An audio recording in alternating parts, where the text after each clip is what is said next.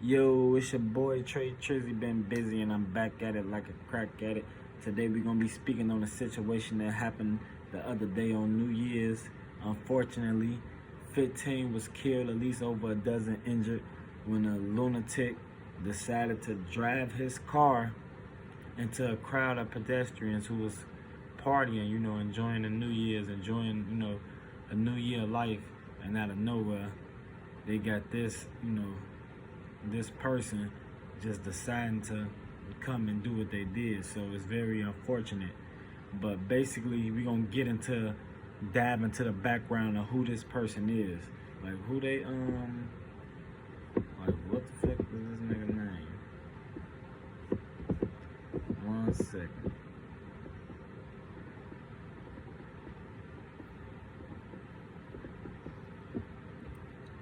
Jabbar is his name. I ain't trying to seem racist or nothing like that, but he kind of look a little Arabish, So basically, they saying he's a retired veteran. So he served in, our military for the USA. So they're trying to see how was he seen with an ISIS flag on the back of his truck when he ran into the crowd. So I'm gonna break all that shit down for y'all. So look, basically, right? They said that they hacked into the man's phone. They got a lot of information on him, seeing that he originally was planning on killing his family. So how is he, like, how you go from about to kill your family for ISIS, and then out of the blue you killing a crowd of people for ISIS? Like, how, the only how that could make sense is if he been undercover this whole time. His family was an undercover situation for him. Like, he didn't feel like they was his real family. He felt like he was doing that for his cover, and he felt like shit, he gonna get rid of their ass too. And then he just last minutely, had a change of heart and let them live. Either that's what happened, or he was about to do that to them. Something happened where he wasn't able to do what he was about to do. So he decided to, do a whoop-de-doo, take it out on others. It got to be some type of link. Something to come out later about a link with him and the people in New Orleans. He decided to go to New Orleans, drive all the way down there instead. He took a long drive from Texas all the way to New Orleans to do this. So he decided to just take a long drive to New Orleans and just kill some random group of people. And put an ISIS flag on his you dig, and all that. Now this is the crazy part, like, he got brothers and all this shit like that. Like, I don't believe this man was just undercover the whole time, because like he got family here. Like, his family saying he was a good kid. He went to school, was a smart kid in school, all that shit like that.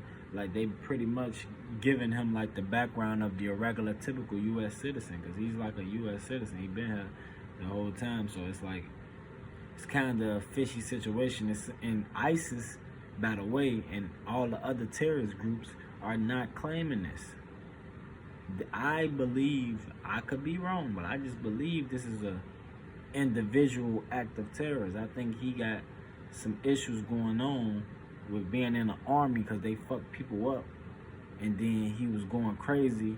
His people, in terms of his family, probably was driving him crazy. Probably wasn't even doing too much to drive him crazy. People be going through things definitely when they coming out the army and shit. Look out for the army veterans. But yeah, people be going through things. So he probably just flipped out and said, like, I'm gonna join the other side. He probably took that initiative on his own after he wasn't gonna do what he was gonna do to his family no more, because it said he was originally plotting on his family.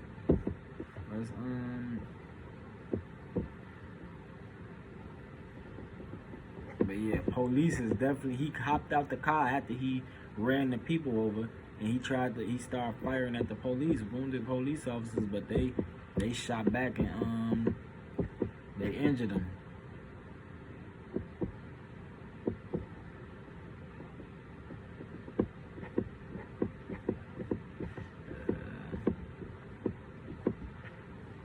Yeah, they had the college Sugar Bowl.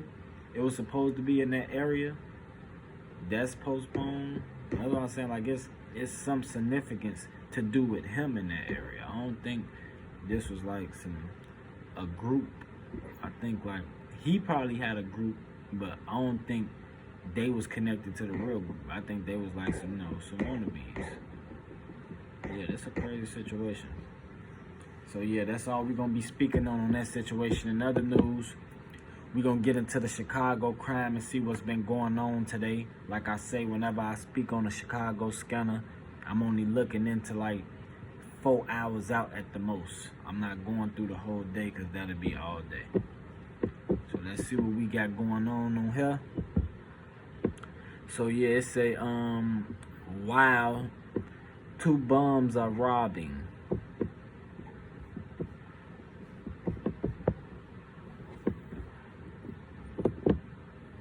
So yeah, you got 2 bums robbing.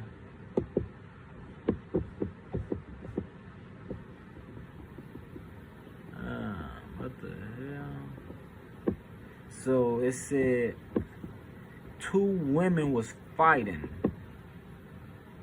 2 women in Chicago was fighting, and one had an ankle monitor on.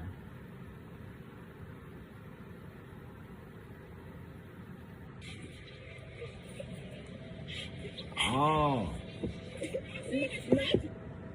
So one of the women had on 2 ankle monitors for trying to stab a woman during a home invasion in March. Successfully stabbed the victim to death today though. A judge released her from jail in April because state frowns upon keeping pregnant women behind bars. So she was pregnant. These females in Chicago, man, what they say, these hoes be acting up, these niggas be letting them.